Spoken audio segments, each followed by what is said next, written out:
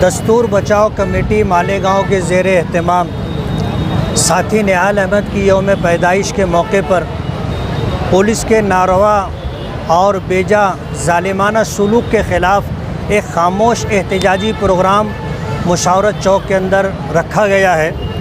मालेगांव शहर मुस्लिम अक्सरियती शहर है और मालेगांव की अपनी एक तारीख़ रही है।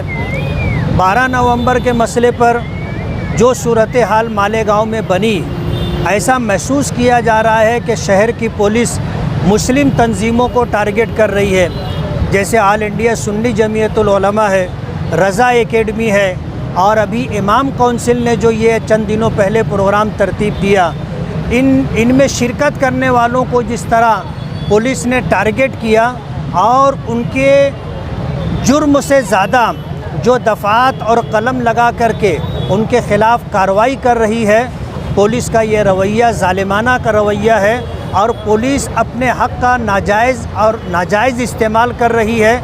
मालेगांव की आवाम इस बात को महसूस करती है। मालेगांव शहर अमन परस्तों का शहर रहा है, अमन व अमन का गहवारा रहा है।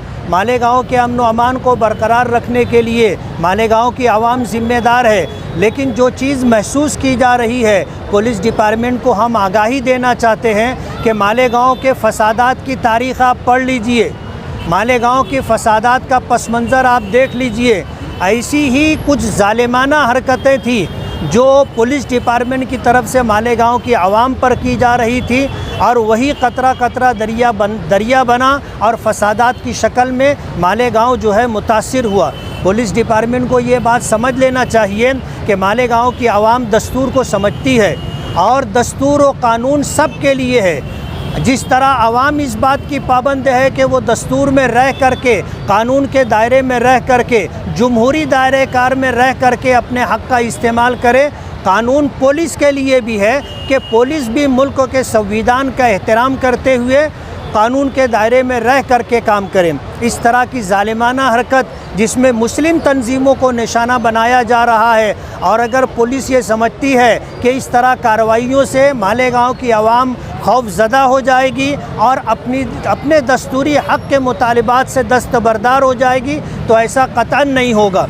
हमने आगाही दी थी कि अगर शनिचर के दिन इमाम काउंसिल के जिन 15 लोगों को अरेस्ट किया गया है, अगर उनकी ज़मानत नहीं होती है तो हम एक तहरीक के रास्ते पर जाएंगे। और ये आज 22 मई की जो ये हमारा प्रोग्राम है, ये प्रोग्राम एक इंतबाही और आगाही प्रोग्राम था। हमने खामोश एहतजाज के लिए ये प्रोग्राम बनाया। हमने शहर के अमन व अमान के लिए पुलिस डिपार्टमेंट का साथ दिया और अमन व अमान के लिए पुलिस डिपार्टमेंट के साथ खड़ा रहना हम अपनी ज़िम्मेदारी समझते हैं। लेकिन अगर अमन व अमान पुलिस डिपार्टमेंट की तरफ से बर्बाद होगा तो हम पुलिस डिपार्टमेंट के ख़िलाफ़ अपनी आवाम, गरीब आवाम, मज़लूम आवाम के साथ खड़े रह करके अपने हक़ का मुतालबा करेंगे और करते रहेंगे। मैं आज के इस खामोश एहतजाजी प्रोग्राम में जितनी तंजीमों ने, इदारों ने, कल्बों ने, नौजवानों ने और शहर की आवाम ने इस प्रोग्राम में शिरकत की है, दस्तूर बचाओ कमेटी मालेगांव की तरफ से मैं उन तमाम लोगों का शुक्रगुज़ार हूँ। और मुझे खुशी है इस बात की कि 12 नवंबर के बाद जो खौफ का माहौल बनाया जा रहा था, आज की आवाम का जमा होना उसका जवाब है कि हम खौफज़दा नहीं हैं और हम अपने हक़ के मुतालिबात के लिए आज भी ज़िंदा हैं और ज़िंदा कौमों की तरह हम अपने मुतालिबात सरकार के सामने, डिपार्टमेंट के सामने रखते रहेंगे। डिपार्टमेंट को ये बात समझ लेना चाहिए कि कुछ ऐसे लोग जिनकी नादानी की वजह से पूरा डिपार्टमेंट बदनाम हो रहा है, इस बात को महसूस करें और इसका सद्देबाब करें। बहुत बहुत शुक्रिया। ये खामोश एहतजाज हम पुलिस को इंतबा दे रहे हैं, इसलिए ये खामोश एहतजाज है। अगर पुलिस इतने में ही अपने जो काम काज है उससे बाज नहीं आई तो इससे सख्त आंदोलन की तरफ हमको जाना पड़ेगा। 12 नवंबर के बाद से पुलिस मुसलसल आवाम को दबाने का काम कर रही है, जमहूरियत को दबाने का काम कर रही है, दस्तूर को दबाने का काम कर रही है। ऐसे हालात में अगर पुलिस के पास कोई भी केस जाता है, वो इस्लामपुरे का हो या कोई और मामला हो, पुलिस मालेगांव शहर में ATM की तरह उस केस का इस्तेमाल करने लगी है। ऐसे वक्त में आवाम डरी और सहमी हुई है।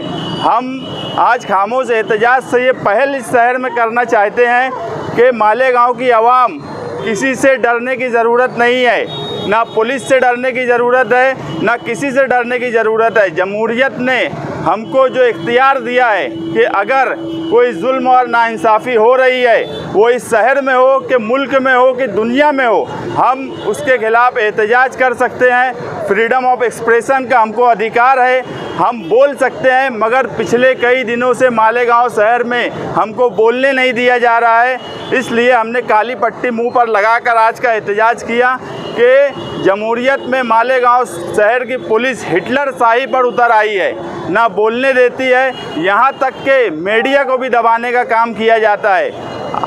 कभी भी मीडिया को, यूट्यूबर को ये बोला जाता है कि तुम 149 की नोटिस देने का सिलसिला मीडिया को शुरू किया गया। ये इससे पहले मालेगांव शहर में कभी नहीं हुआ। अगर आप नेशनल मीडिया देख लो किस तरह की न्यूज़ चलती है। मालेगांव शहर में तो मीडिया वाले लिहाज करके ही न्यूज़ डालते हैं, उसके बाद भी मीडिया को बार बार परेशान किया जा रहा है। मालेगांव शहर की आवाम को परेशान किया जा रहा है। मालेगांव शहर को लीडरों को डराने धमकाने का काम किया जा रहा है। इसलिए आज हम मुफ्ती साहब की सदारत में और शान हिंद निहाल अहमद की क़यादत में निहाल साहब के यौम पैदाइश के दिन, ऐसे लीडर के यौम पैदाइश के दिन जिसने हर वक्त अगर जुल्म और नाइंसाफ़ी हुई है तो बगैर डरे बगैर चपे उन्होंने आवाज़ उठाई है। ऐसे लीडर के यौम पैदाइश पर हम पुलिस डिपार्टमेंट को सिर्फ ये बताना चाहते हैं कि मालेगांव शहर में पुलिस और आवाम, अगर आवाम डर कर रहेंगी तो ये ज्वालामुखी कभी भी फट जाएगा। इसलिए आवाम को डराने और उसकी बात अपने अंदर दबाने के लिए पुलिस उसके ऊपर प्रेशर ना डाले। पुलिस अपना काम जिस तरह कानून से किया जाता है उस तरह से करे। मालेगांव शहर में कितने गैर कानूनी काम काज होते हैं, पुलिस पर उसका ध्यान नहीं है। मैं अभी भी बोला कि पुलिस अब केसेस को ATM मशीन की तरह इस्तेमाल करने लगी है। ऐसे हालात में हम सिर्फ इस शहर में तमाम ही तंजीम, तमाम ही अदारे, तमाम ही सियासी पार्टी, वो हमारे मुखालिफ क्यों ना हो, हम सब के लिए ये एहतजाज आज कर रहे हैं कि उनके अंदर भी हिम्मत आए, उनके अंदर भी ताकत आए कि इस शहर में कानून के दायरे में रह के पीसफुल एहतजाज करने का हक हर इंसान को है, हर तंजीम को है, हर सियासी पार्टी को है। ना हम कभी दबे हैं, ना हम कभी डरे हैं, ना हम कभी डरेंगे।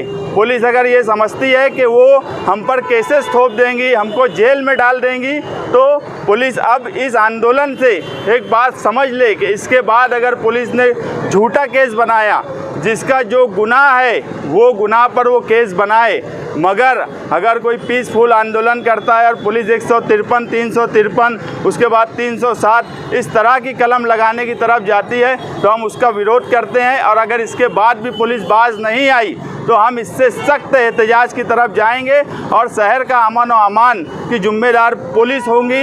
इस शहर में ये सरकार भी समझ ले कि पुलिस को कानून में रह के काम किस तरह किया जाए, उसकी गाइडलाइन सरकार भी पुलिस को दे, क्योंकि मालेगांव शहर में पुलिस अमन के साथ काम काज नहीं कर रही है। अगर यहाँ कोई भी हालात बिगड़ते हैं तो इसकी जिम्मेदार पुलिस होंगी। ये आज के खामोश धरने से पुलिस इसको इंतबा समझे और अपने काम काज में देखे और समझे कि कहाँ वो गलती मुसलसल कर रहे हैं, आवाम क्यों उनसे मुसलसल नाराज़ होती जा रही है। ये चीज़ आज पुलिस को समझ लेना चाहिए। इसलिए हमने पीसफुल खामोश एहतजाज किया ताकि ये पहला इंतबा है और लोगों से डर और खौफ निकले और पुलिस भी अपने काम काज में सुधार लाए। आज दस्तूर बचाओ कमेटी की जानिब से मुफ्ती मोहम्मद इस्माइल साहब की सदारत में प्रोग्राम अलामती धरना पुलिस के मजालिम के ख़िलाफ़ मालेगांव शहर में किया गया। मालेगांव शहर की तारीख रही है कि जब 2006 में 2008 में मालेगांव शहर में बम ब्लास्ट हुआ, यहाँ तक के मजहबी कब्रस्तान तक शरपसंद घुस गए। उसके बाद भी मालेगांव शहर किसी फ़िरका परस्तों से डरा नहीं, उन्होंने हर वक्त अमन कायम रखने की कोशिश की और आज तक मालेगांव शहर जो है साथी निहाल अहमद साहब के बताए हुए उसूलों पर अमन कायम रख रहा है। लेकिन बड़े दुख की बात है कि आहनत रसूल के मामले में जब मालेगांव शहर ने मजम्मत की तो इनके ख़िलाफ़ पुलिस ने सख्त कार्रवाई की।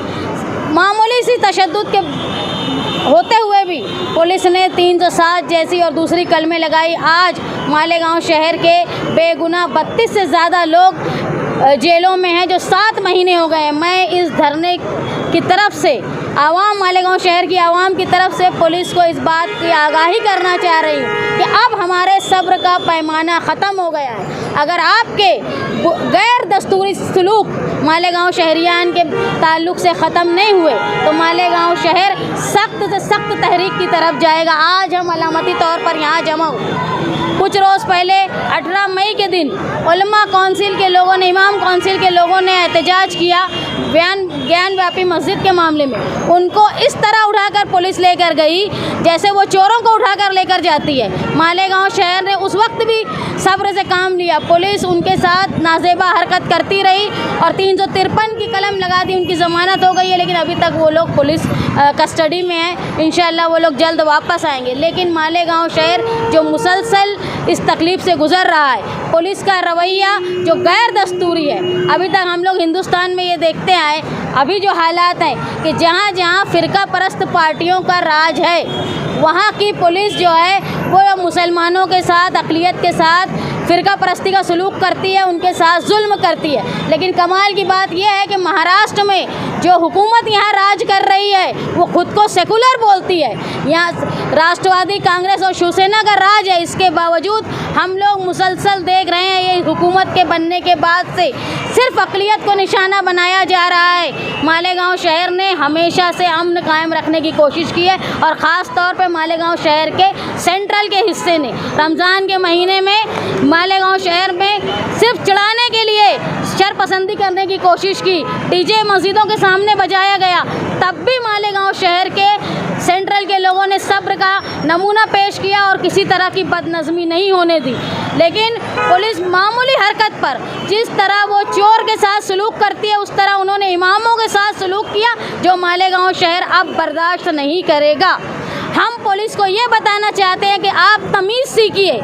जिस तरह आप एक चोर के साथ बात करते हैं, हालांकि चोर के भी ह्यूमन राइट्स होते हैं, उसके साथ भी बदतमीज़ी से, बदअखलाकी से बात नहीं की जा सकती। लेकिन फिर भी एहतजाज जो जमहूरी तरीके से एहतजाज, पुरअमन एहतजाज करने वाले इमाम के साथ जो पुलिस ने सलूक किया है वो नाकाबिले बर्दाश्त है। आप हमारे सब्र का पैमाना अब नापना छोड़ दे। मालेगांव शहर ये एक ऐसा शहर है जहाँ आज़ादी से पहले ही आज़ादी मना ली गई थी, अंग्रेज़ों को भगा दिया गया था। इतना जोशीला और जज्बाती ये शहर है। अगर मालेगांव शहर के पुलिस दस्तूरी तरीके से, कानून के तरीके से काम करना यहाँ शुरू नहीं करेगी और गैर जानिबदारी से काम करेगी नहीं तो मालेगांव शहर जो है वो एक ख़तरनाक तहरीक की तरफ बढ़ जाएगा और चाहे उसका नतीजा कुछ भी हो उसकी ज़िम्मेदार मालेगांव शहर की पुलिस होगी।